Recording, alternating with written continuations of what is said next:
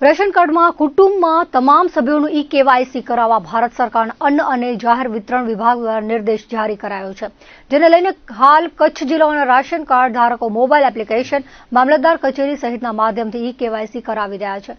પરંતુ આ કામગીરી દરમિયાન ઘણા લોકોને તેમના રાશન કાર્ડમાં લિંક થયેલા આધાર કાર્ડના નંબરો ખોટા હોવાનું કહેવાને જાણવા મળે છે, જેથી રેશન કાર્ડમાં આધાર નંબર સુધારવા માટે તેઓને ફરજિયાત ઝોનલ કચેરીએ ધક્કા ખાવા પડતા હોય છે.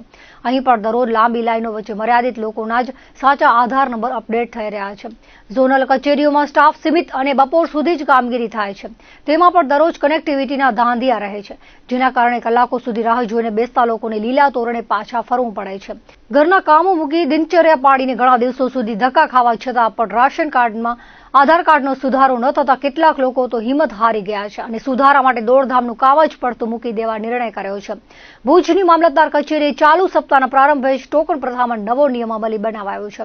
વહેલી સવારે 7 વાગ્યાના અરસામાં જ 140 જેટલા ટોકન ફાળવી દેવામાં આવે છે. ભુજની મામલતદાર કચેરીએ તાલુકાના ગ્રામ્ય વિસ્તારના અને પ્રાંત કચેરી શહેરી વિસ્તારના લોકો માટે વ્યવસ્થા ગોઠવાઈ છે. 2 સેન્ટર ચાલુ થયા હોવા છતાં લોકોની હાલાકીમાં ઘટાડો થયો નથી. વહેલી સવારે અરજદારો મામલતદાર કચેરીએ પહોંચે છે, પરંતુ ટોકન આ પૂર્વે જ આપી દેવાતા હોવાથી મોટા ભાગના અરજદારોને ધર્મના ધક્કા થઈ રહ્યા છે. મામલતદાર કચેરી અરજદારોએ જણાવ્યું હતું કે છેલ્લા 4 દિવસથી કેવાયસી માટે આવી રહ્યા છીએ, પરંતુ વારો હજુ સુધી આવ્યો નથી. આજે સવારે પણ ટોકન ન મળતા ગ્રામીણ વિસ્તારોમાંથી આવેલા અરજદારોએ ગ્રામ્ય મામલતદાર કચેરીમાં હોબાળો મચાવ્યો હતો. સ્થળ પરના કર્મચારીઓએ ઉપલી કક્ષાએથી વહેલા ટોકન વિતરણ કરવાનો આદેશ થયો હોવાનું જણાવી હાથ અદ્ધર કરી દીધા હતા. રાશન કાર્ડ ધારકોની અત્યારે પાડાના વાંકે પખાલીને ડામ જેવી દયનીય સ્થિતિ પાછળ ખુદ જવાબદાર સરકારી તંત્ર જ છે.